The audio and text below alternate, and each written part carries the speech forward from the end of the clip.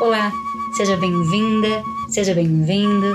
Esse é o Povos e Comunidades Tradicionais do Brasil.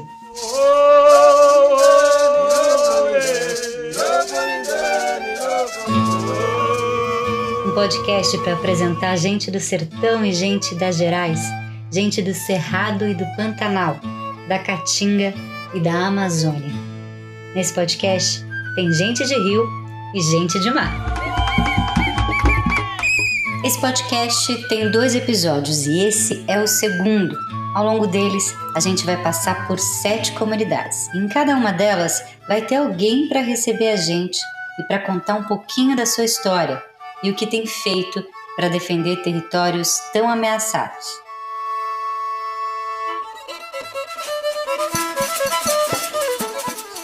No episódio passado, a gente ouviu o Johnny. O processo da luta de quilombo, a gente já nasce para a luta, né? A gente já nasce com o destino de lutar. A Cláudia.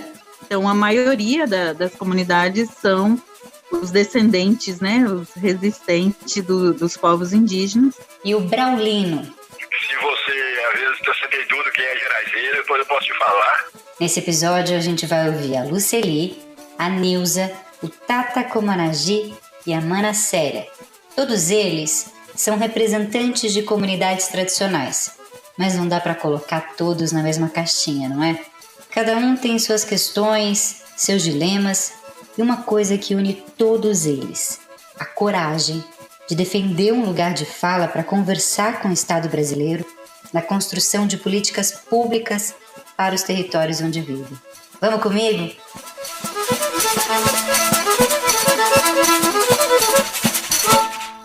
Mas antes eu quero me apresentar. Eu sou a Letícia Leite, talvez você me conheça do Copiou Parente, o primeiro podcast feito para os povos da floresta no Brasil. Copiou Parente. Eu sou jornalista e fui convidada pela FIA Brasil e pela Rede de Povos e Comunidades Tradicionais para narrar esse podcast. Olha, eu adoraria ter ido para cada comunidade, ter feito essa prosa, tomando um cafezinho com os entrevistados. Mas a pandemia pede distanciamento social e as entrevistas foram feitas pela internet. Primeira parada, hora de conhecer a geoterapeuta Luceli Pio. A Luceli vive na comunidade quilombola do Cedro, mais precisamente na Chácara das Flores, a 5 quilômetros de Mineiros, município de Goiás. A comunidade do Cedro foi constituída pelo ex-escravizado Francisco Antônio de Moraes, conhecido como Chico Moleque. Ele conquistou a liberdade, acumulando o dinheiro que ganhava, realizando trabalhos extras para além do que era obrigado a fazer. Na Chácara das Flores, nasceu Luceli Moraes Pio.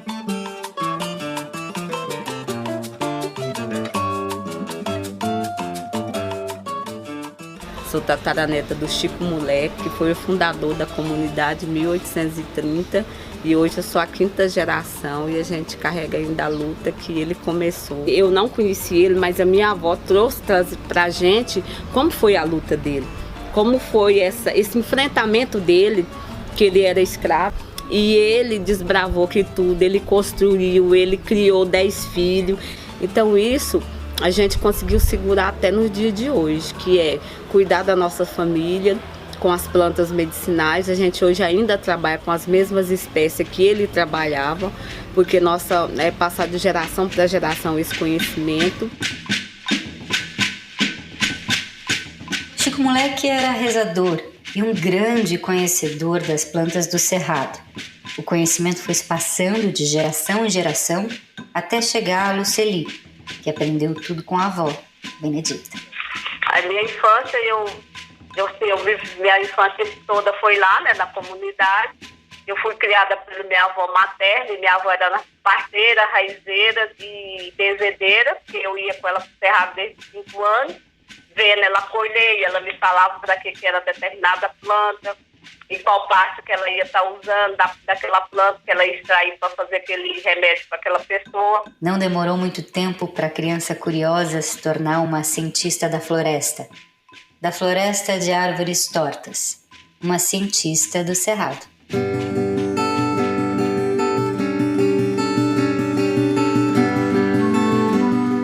Lucely fundou em 1998 o Centro Comunitário de Plantas Medicinais do Cedro. O centro funciona como uma farmácia, mas só de medicamentos do Cerrado.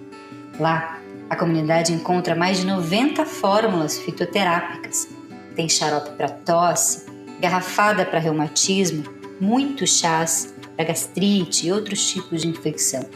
Além de pomadas, sabonetes e uma novidade.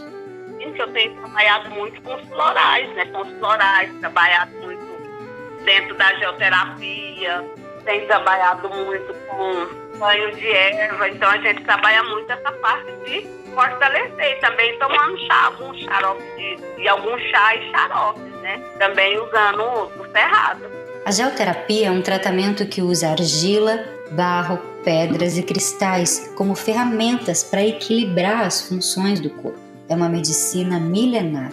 Antigos povos do Oriente e do Ocidente já usavam a geoterapia para cuidar do corpo e das emoções.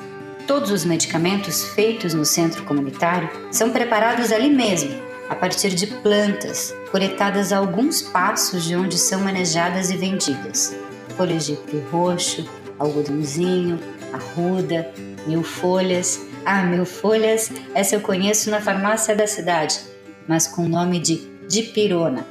Além dos medicamentos no centro comunitário, acontecem formações dadas por Lucely e outras quilombolas da comunidade. Elas ensinam como plantar uma farmacinha pertinho de casa.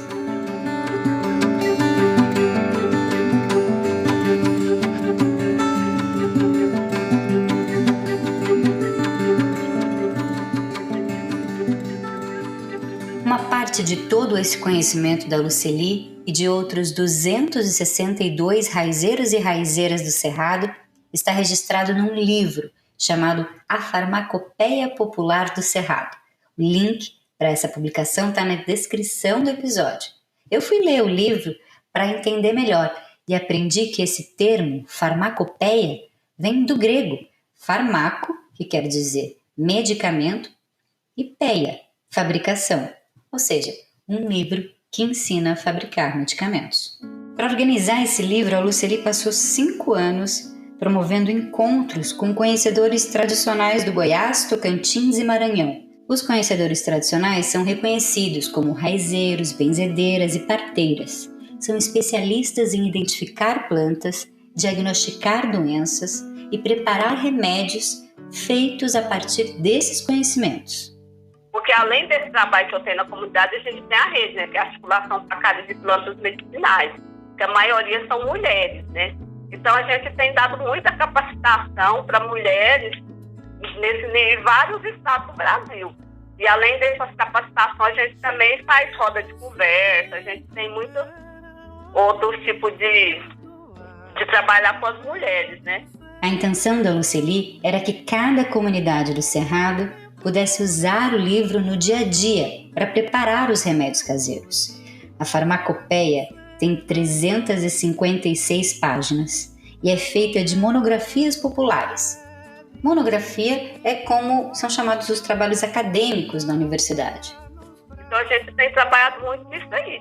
E essas mulheres que a gente implanta, essas farmacinhas, que a gente viaja, que a gente vai nas comunidades, a gente vê os frutos depois crescer e a árvore dá muito fruto, né? Ver a árvore nascer e dar fruto, porque eles têm planta uma ideia que vai melhorar a vida daquela comunidade, vai melhorar a saúde daquela comunidade. Então, assim, a gente tem feito isso muito, essas capacitações.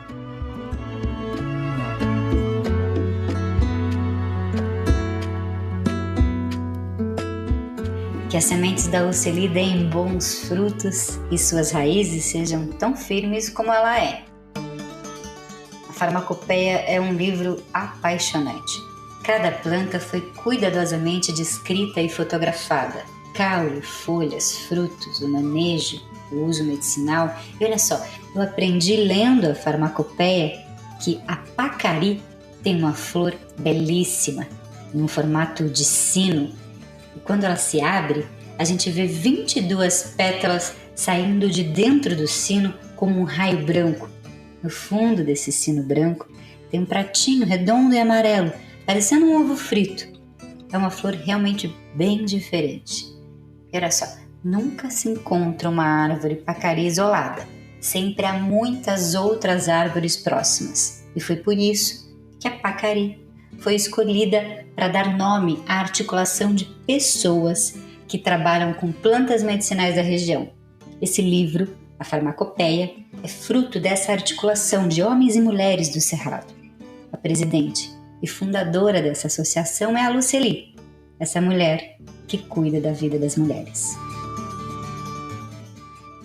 E aqui na clínica também a gente tem trabalhado com muitas mulheres e hoje a gente mostra outros caminhos, né, dá ferramentas para que ela segue uma vida mais saudável, mais tranquila, com menos ansiedade, né? E se você está imaginando que com a pandemia o trabalho da Luceli aumentou, acertou. Aumentou, né? Porque assim, muita gente não sai de casa, né? Por causa de medo da pandemia. Então ali eu converso com eles por telefone.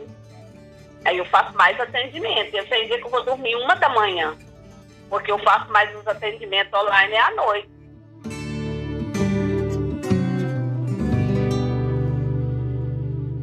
Luceli, eu estou aqui encantada com o seu livro e o seu trabalho, só desejando que a vacina chegue logo para eu poder conhecer esses tratamentos aí na comunidade do Cedro.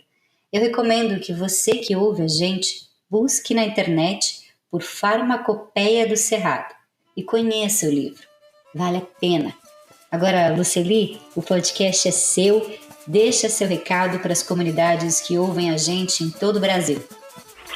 A mensagem que eu quero deixar para os povos indígenas, comunidade quilombola, comunidade tradicional, que cada dia a gente possa estar unindo mais juntos, para nos fortalecer essa energia e também que a gente possa mais estar cuidando do nosso meio ambiente, aonde a gente está, porque hoje nós somos obrigados a cuidar, deixar o meio ambiente melhor do que nós encontramos, né? Eu penso assim, é o que a gente está fazendo, é fortalecer as bases, ir para dentro da sua comunidade, para dentro de outras comunidades e fortalecer ali, e seu município, porque lá no governo federal agora você não consegue nada, porque assim, é um governo contra. Então o que a gente tem que fortalecer? As nossas bases, para quando a gente puder voltar para o governo, a gente volta forte. Voltar forte e ainda mais articulados nessa rede de povos e comunidades tradicionais do Brasil. Na rede a gente está sabendo notícia das comunidades, né? Então, assim, presencialmente a gente não está encontrando, mas a gente não deixa de se contatar, de estar dentro do grupo, vendo o que está acontecendo em cada estado, onde a gente tem mapeado, né, os 29 segmentos. Então, a gente está sempre falando um com o outro. Isso a gente não pode perder, né? Essa ligação. Não mesmo, Luceli. E por isso que estamos aqui nesse podcast, para que as comunidades sigam se encontrando, se reconhecendo, curtindo e compartilhando. Obrigada pela conversa. Agora a gente segue viagem para a Bahia. Nossa próxima parada é Oliveira dos Brejinhos. Gente, eu nunca tinha ouvido falar em Oliveira dos Brejinhos. E antes de ligar para nossa próxima anfitriã, eu fui pesquisar mais sobre a cidade. Na internet, eu encontrei um poeminha sobre Oliveira dos Brejinhos. Ouve só. Oliveira dos Brejinhos, minha cidade, meu porto, um berço de candura, da mais pura ingenuidade, meu recosto, meu ninho. Se você não conhece, nunca viu e chegou num lugar chamado Beira Rio, se informe, pega um desvio e venha para Brejinhos, tu nunca te arrependerás.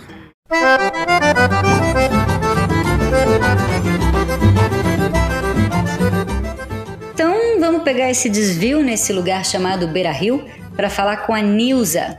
Letícia, eu estou falando da comunidade tradicional de Fumo de Pasto, no município de Oliveira dos Brejinhos, Bahia. Fica aqui na região do sertão da Bahia, próximo à Chapada Diamantina, indo para a região do oeste.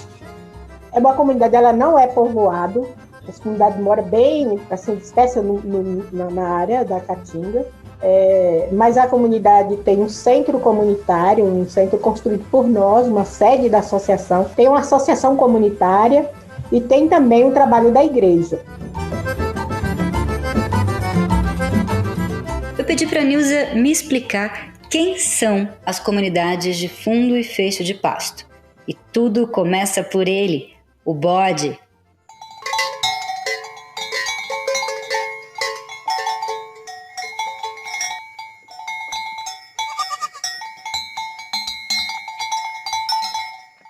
Bode é o carro-chefe na economia dessas comunidades. A primeira coisa que eu fiz hoje foi levantar, soltar uma parte dos caprinos para a área de uso comum, né, e outra está presa para fazer manejo, né? Os cabritos estão ali presos, eu dou um pouco de ração, além deles comerem. E a primeira tarefa foi essa. Eu disse, essas comunidades são comunidades ancestrais, são comunidades antigas, são comunidades que têm muitos anos de ocupação na terra, né? E o modo de vida delas são passados de gerações para gerações, de gerações em gerações, né? Às vezes o território interliga com outra comunidade, né? E tem áreas de uso individuais, que são as áreas de uso da família. E muitas delas estão ali há mais de 200 anos de existência, que é o meu caso da minha comunidade. Ela existe há mais de 200 anos. E todos os moradores daqui são descendentes dos primeiros que chegaram aqui. Então, as comunidades de Fundo de Pasto, ela tem um parentesco muito forte, né? Todo mundo ali tem uma relação de parentesco.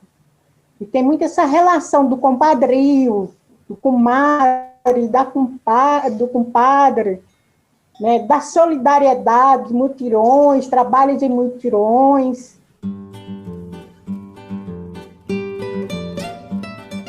As comunidades de Fundo e Fecho de Pasto estão na região, como Nilza contou, há mais de 200 anos, mas foi há 40 anos que as ameaças se intensificaram.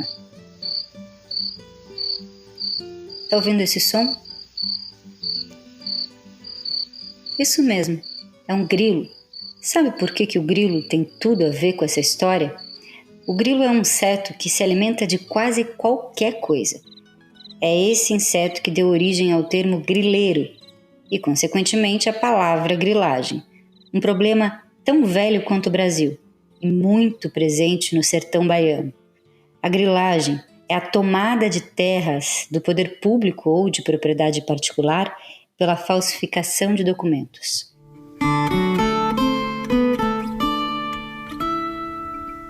Os grileiros ficaram conhecidos assim por colocar grilos junto com documentos falsos de propriedade numa caixa. A ação dos grilos envelhece o papel, o que dá a ele uma aparência de verdadeiro. Ao longo da vida, Nilza e muitas famílias convivem com os grileiros. Nos anos 70 eu tinha 10 anos, nos anos 80 é que eu tinha 20 anos. Naquele período, do final dos anos 70 e do início dos anos 80, foi um período de muitos conflitos. Esse processo da grilagem de terra aqui no Oeste foi muito forte. Na década de 70, o governo militar iniciou o processo de expansão do agronegócio pela Caatinga e Cerrado Brasileiro. Na mesma época, iniciou também a implantação dos parques eólicos e mineração na região. Cada nova forma vista pelos militares como uma forma de modernizar a Caatinga significava, na prática, a expulsão das comunidades de Fundo e Fecho de Pasto. Essas comunidades, por exemplo, eu estou aqui na margem da BR-242, que faz a ligação de Salvador a Brasília. Com a BR, é claro que houve a chegada de pessoas de fora, a procura de terras para comprar. Facilitou a chegada de pessoas. Então, e aí existe um incentivo de financiamento de grandes projetos que acaba indo de encontro ao modo de vida dessas comunidades. E diante da ameaça, as comunidades reagiram. As comunidades, elas se reagiram em defender os seus costumes tradicionais. Nessa luta, Aí elas conseguem trazer os órgãos do governo para cá, para fazer a medição dessas áreas. Primeiro, inicialmente, de 5 comunidades que se abraçaram na luta. Nisso também a região da região do Uauá, que é do norte da Bahia, também já estava nessa luta. E com o passar dos anos, essas comunidades começaram a se juntar e se articular. Aí se cria a articulação estadual das comunidades tradicionais de fundo e fecho de pasto.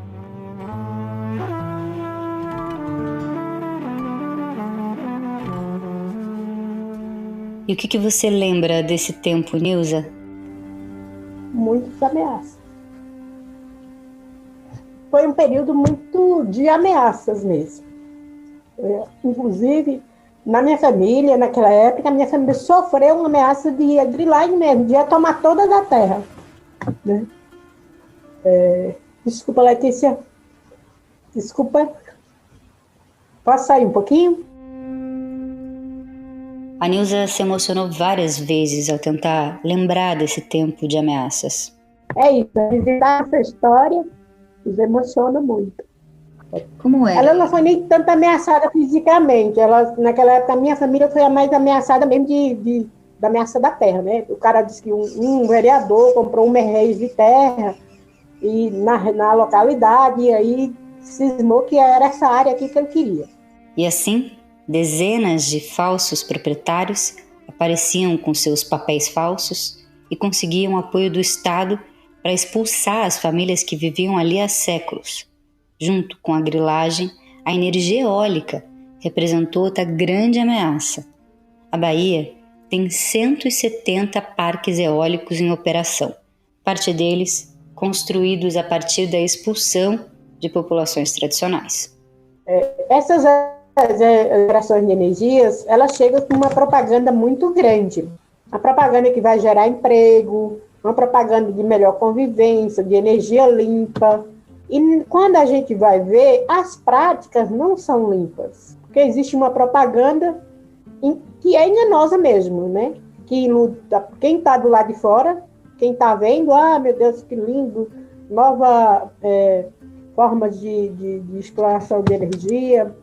Mas quem vive sabe que existe a redução do território, não tem como não mexer. As áreas que é aberta para poder plantar aquelas torres também são significativas dentro dos territórios.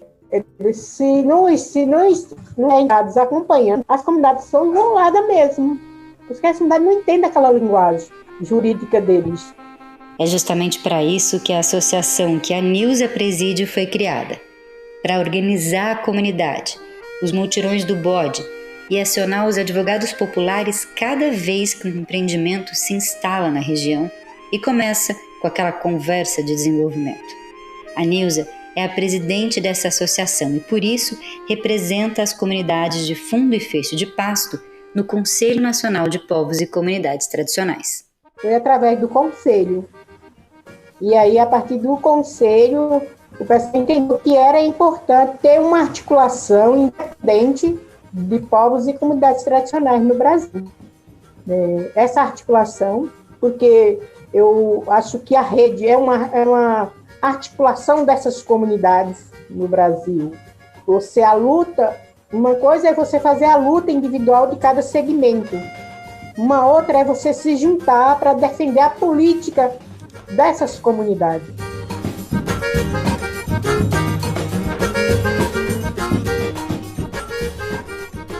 Boa sorte na luta, Nilza. Adorei conhecer você e um pouco mais das comunidades de Fundo e Fecho de Pasto. Só te falar, Letícia, também, eu agradeço. Demais, gostei também do bate-papo, de revisitar a história, mas só te peço desculpa porque eu emocionei muito. Mas quero dizer assim, que as áreas de fundo de pasto estão no sertão da Bahia e entre a transição de sertão e cerrado. As de fechos, elas estão na região mais de cerrado, né? Copiado, Nilza, tá anotado. Também foi legal, gostei pelas perguntas, né? Ajuda a gente a falar um pouco mais da história. É isso. Muito obrigada.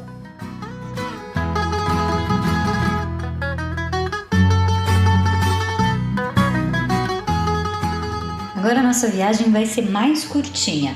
A gente continua na Bahia, vamos sair do sertão e desembarcar no recôncavo baiano, em Cachoeira, que eu descobri fazendo esse podcast é a capital da Bahia, mas só por um dia, 25 de junho.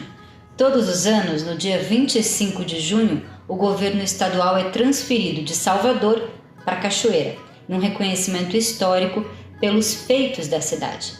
Quem recebe a gente em Cachoeira é o pai de santo Tata Comanagi. Hora de conhecer os povos de terreiro. Você quer que cante ou quer que reze? Poxa, Tata, do jeito que tá viver no Brasil, eu posso pedir os dois?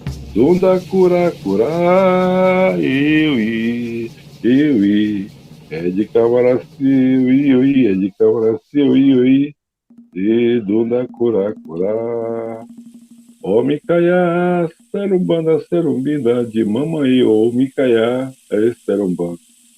Aueta, zambi, outro sambuluá, e patessá. Zambi, outro patessá. Ondre. Pronto, querida. Foi bom?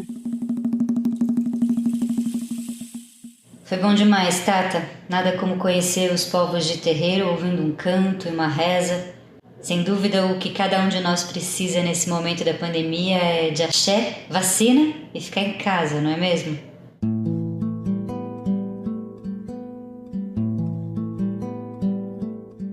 O que manda na nossa vida, abaixo de Deus, é o tempo. É o tempo que manda na nossa vida. Nós temos tempo para tudo. Temos tempo para tudo. Tempo para cantar, tempo para rir, tempo para namorar, tempo para comprar, tempo para comer, tempo para se distrair, tempo para voar, tempo para viver e tempo para morrer. Por que não vamos ter tempo de ficar em casa? Mas enquanto eu, homem negro de Candomblé, e vários homens negros, mulheres de Candomblé, a gente já está acostumado do recolhimento, né? Eu mesmo fiquei recolhido quase um ano, fazendo curso aprendizado, né? O velho é o dono do tempo, não para nunca de andar, e todo o peso do mundo carrega em seu xaxará. Você já está percebendo que tem muito a aprender com Tata, né? Isso que ele ainda nem se apresentou. Mas antes disso, eu quero te contar que Tata é a palavra usada no candomblé banto, que em português significa pai. É um reconhecimento dado pela comunidade de terreiro, como um título de professor, doutor. Eu sou Raimundo Comanagi, conhecido como Tata Comanagi. Sou de povo de terreiro desde nascença e eu creio que a minha família tinha como os antepassados do povo Ambundo, porque eu vi a minha avó conversando muito sobre algumas coisas da vida dela, que a mãe dela tinha sofrido, tinha feito em algumas línguas. E aí, quando chegou na maioridade, eu começo a estudar um pouco, eu identifiquei que isso era do povo Ambundo, certo?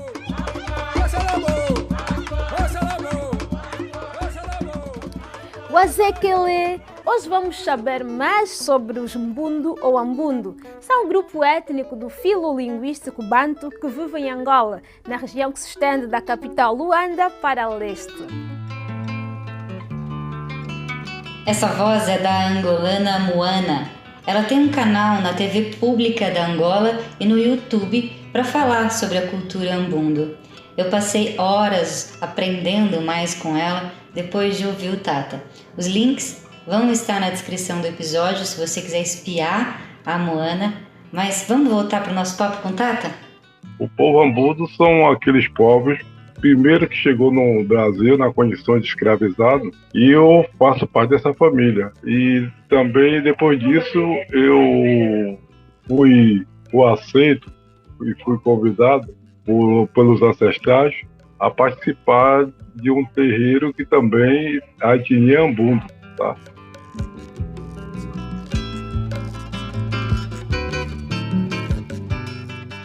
Os povos de terreiro foram reconhecidos como comunidade tradicional pelo Estado brasileiro quando conquistaram um assento, uma vaga, no Conselho Nacional de Povos e Comunidades Tradicionais. Esse conselho, que eu vira e mexe, volto a citar aqui nesse podcast, porque é a forma como as comunidades tradicionais dialogam com o Estado brasileiro. Na época, muita gente questionou e foi contra a reivindicação das comunidades de terreiro, mas elas seguiram lutando pelo direito de defender seus territórios, pequenos sítios no entorno de grandes cidades, importantes tanto para os seus ritos e rituais como para o seu modo de vida, baseado num sistema alimentar próprio. Esses territórios são muito ameaçados há muito tempo, seja pela intolerância religiosa ou pelo próprio crescimento urbano.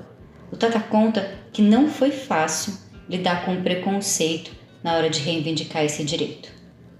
Só quem estava lá representando no era a Ana Placidino, que é minha esposa. A Ana Placidino estava lá nos representando no Conselho Nacional. E aí foi identificando, como se fosse apresentando, né, o seu pertencimento. Nessa, quando a Ana disse que era de comunidade de terreiro, a abertura da ministra perguntou o que era que Candomblé estava fazendo lá, que lá era de povos tradicionais. A ministra jogou um balde d'água. Próximo de escolher quem ia fazer parte da comissão, todo mundo queria. Acho que era 15 vagas. Ela disse que iria desistir. Telefonou para mim, nós morávamos no Salvador na época. Aí ela disse que ia desistir porque ela estava sozinha.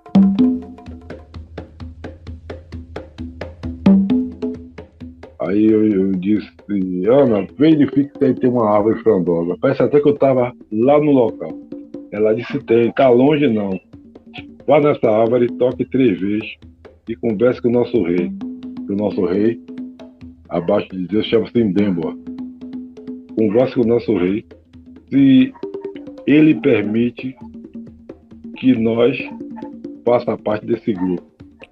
Se você vê um sinal negativo, você pode arrumar sua mala e ir embora. Se não vê sinal nenhum, você continua na reunião, que ele vai dar a resposta. E a resposta chegou. Aí lá na frente tinha um senhorzinho, segundo ela me contando, tinha um senhorzinho, e olhou para trás, quer dizer, ela estava no meio, quantas pessoas tem após dele? Várias pessoas. Olhou para trás e deu um positivo. Ela nunca imaginava que era com ela. Aí ele virou 3 vezes e deu um positivo. Nós fomos escolhidos. Nós e o nosso suplente fomos escolhidos representando os povos de terreiro. Naquele tempo chamava-se comunidade. Se alguém vê a ata, se dizia comunidade de terreiro. E quando nós fomos escolhidos, tem um reconhecimento de Estado, que nós já somos e éramos tradicionais. Mas só que o Estado não nos reconhecia enquanto tradicional. E aí abriu esse fronte para nós, para o nosso povo, de povos e comunidades tradicionais.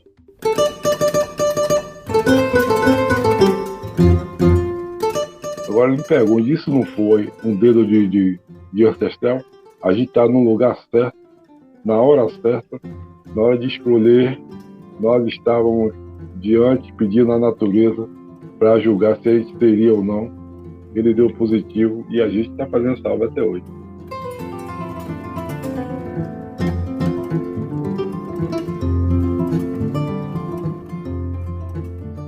Eu sei que é um pouco esquisito para quem não é. E nos coloca enquanto adoradores de diabo. Não nos julgue por nosso modo de vestir. Não nos julgue porque a gente canta e fala estranho. Nós somos assim. Somos um povo que adoramos a natureza. Nós somos tradicional por esse motivo. Nós achamos tradicional e aí a gente entra em conjunto com essas grandes comunidades de povos tradicionais no Brasil.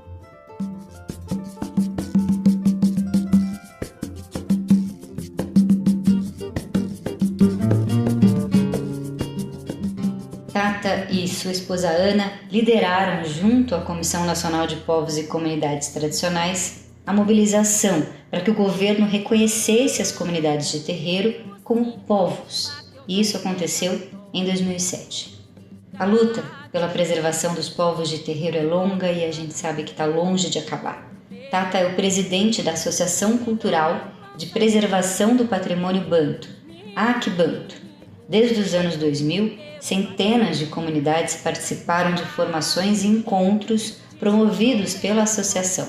Atualmente, a Akibanto conta com mais de 3.800 povos, identificados como povos de terreiro de diversas etnias, como quilombolas e extrativistas, por exemplo. Algum riscou o seu destino, não vai ser qualquer um. Em 2006, o Tata recebeu a medalha Zumbi dos Palmares pelo trabalho realizado à frente da Akibanto. Fica aqui também a nossa homenagem a essa liderança cheia de axé. Obrigada pelo papo, Tata. Eu treinei aqui como falar obrigada em Kibundo. Vou me arriscar e eu espero não te decepcionar muito. Tua Sagidila. Vai ser guerreiro com menino, menino rei, menino rei, menino rei, Catirino cantou. Agora estamos indo para a nossa última parada, a reserva extrativista Mãe Grande, no Pará.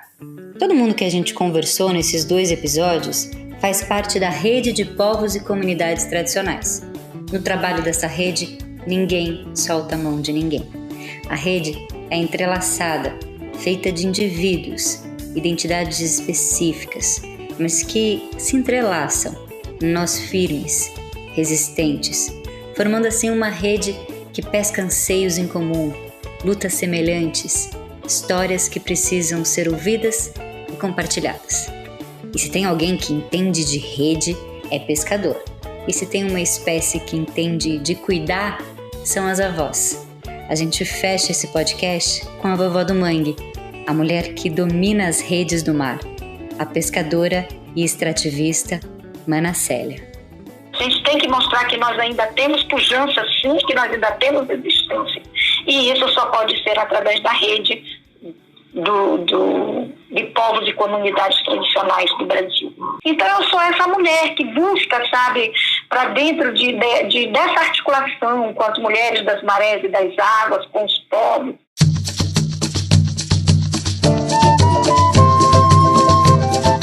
Sou a Mana Célia e a vovó do mangue, que muitos me chamam, que trouxe esses dons, né, dessa missão. Eu acho que sou, eu acho não, tenho certeza, eu sou uma missionária que para onde os meus dons, a minha missão me indica, eu vou. Vai e segue articulada e articulando. A vovó do mangue trabalha duro, de sol a sol, para garantir o sustento das filhas e netas. O trabalho no mangue não é fácil. São horas e horas no mar catando caranguejo, seguida de horas e horas quebrando e limpando o caranguejo para extrair 2 ou 3 quilos que não serão vendidos por mais de R$10 nas feiras e mercados das cidades próximas. Mas Mana Célia, além de trabalhar duro, ainda encontra tempo para sonhar.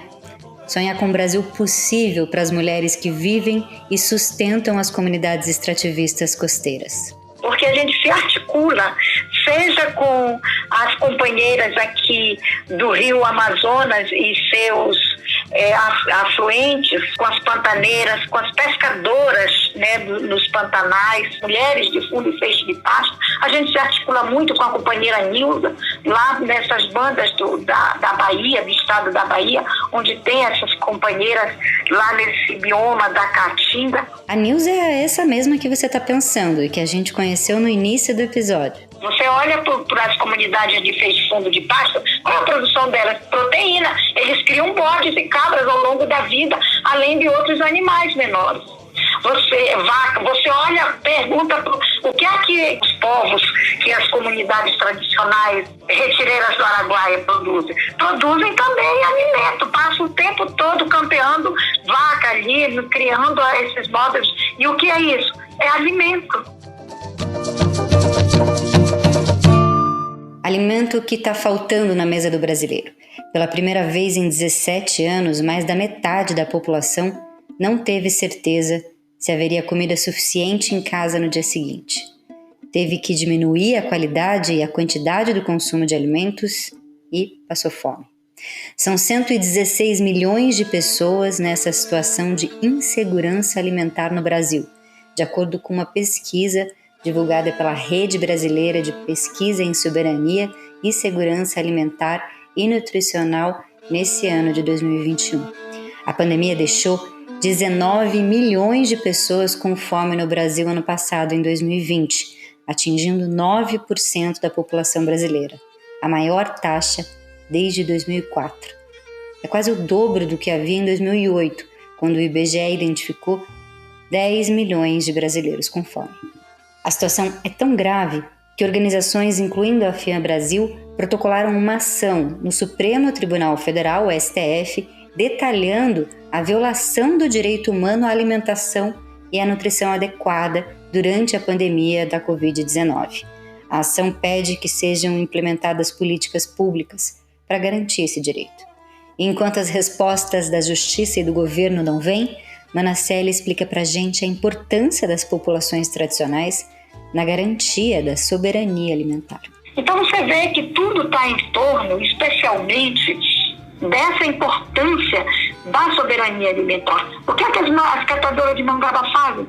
Se não é coletar a mangaba, o que é que as ribeirinhas fazem aqui na Ilha Sul e Norte e em todo esse rio imenso aqui no estado do Pará, se não é subir, apanhar açaí e vender, que é um dos mais ricos alimentos que nós temos? Então nós não podemos desprezar. A gente tem que focar essa questão da soberania alimentar como é a maior potencialidade dos povos e comunidades tradicionais, dos diferentes segmentos que produzem forte alimentação. E Manasselli acredita e faz com que muitas outras mulheres de comunidades de todo o Brasil acreditem que essa produção é o que o Brasil faz de mais importante hoje. Através da produção é interessante que nós pensemos numa forma de fortalecer a rede em defesa do território, pela soberania da nação e da construção de um projeto mesmo de nação dos povos e comunidades tradicionais que possa dar visibilidade para a nossa produção.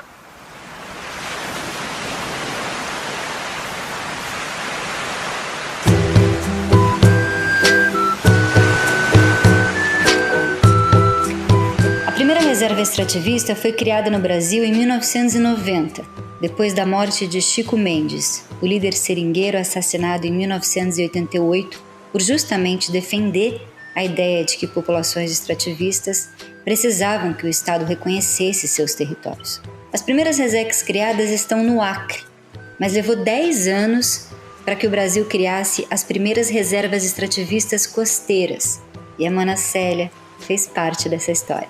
Porque já estava tendo esses conflitos aqui, já teve conflito lá na Ilha de Fora, em 94, porque o diabo estava indo de espingarda para dentro do mangal. Então foi preciso fazer todo um movimento, chamando as colônias de pescadores de todos esses municípios daqui, do Salgado Paraense, e começar a discutir isso. Nesse momento, teve um servidor, um técnico, um biólogo marinho, que era o Valdemar Londres Vergara Filho. Ele viu o nosso debate, viu a gente dizendo que a gente queria essa questão de botar a comunidade, né, legalidade da área para a comunidade. Ele chamou a gente depois do seminário, numa reunião assim separada, para nos escutar. E nessa escuta, depois que ele nos escutou, ele disse: o que vocês querem aqui é uma resex. A gente nunca tinha ouvido essa palavra. Foi a primeira vez que a gente ouviu isso, já em 96, 97, por aí, né? Então nós começamos todo o movimento pela criação da resex e começamos a lutar por isso. A Reserva Extrativista Mãe Grande foi criada em 2002 e faz parte da Zona Costeira Brasileira, a maior faixa de manguezais protegidos do mundo, composta por 17 reservas extrativistas marinhas, entre elas a Resex que Mana Célia nasceu e vive até hoje. Mas quem são as mulheres extrativistas? É ela que conta pra gente.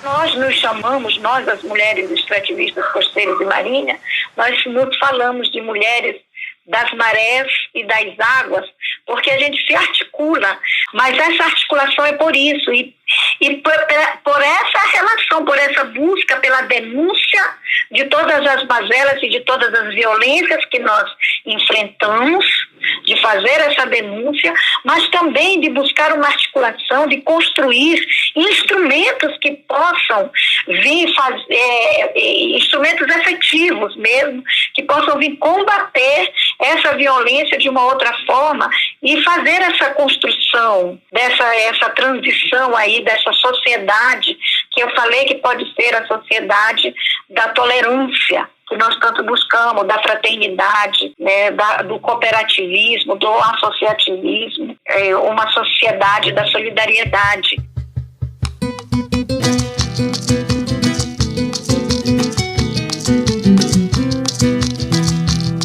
No Brasil, além dos mais de 250 povos indígenas, há muitas outras populações que desenvolveram formas distintas de viver.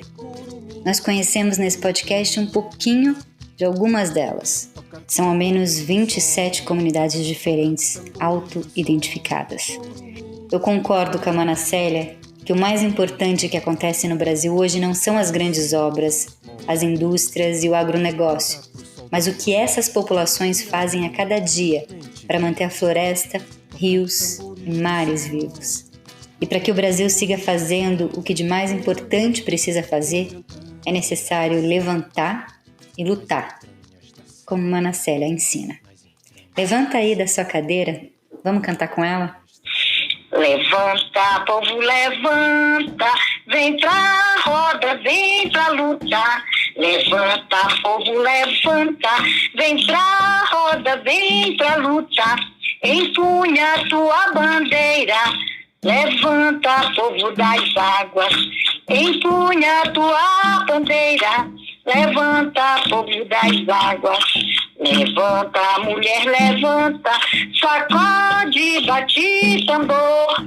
Levanta, mulher, levanta, sacode, bate tambor. Anima teu maretório com a garra do teu amor. Anima teu maretório com a garra do teu amor. Levanta, jovem, levanta, é tua vez, é tua hora. Levanta, jovem, levanta, é tua vez, é tua hora. Levanta com teus iguais, defende teus manguezais. Levanta com teus iguais, defende teus manguezais.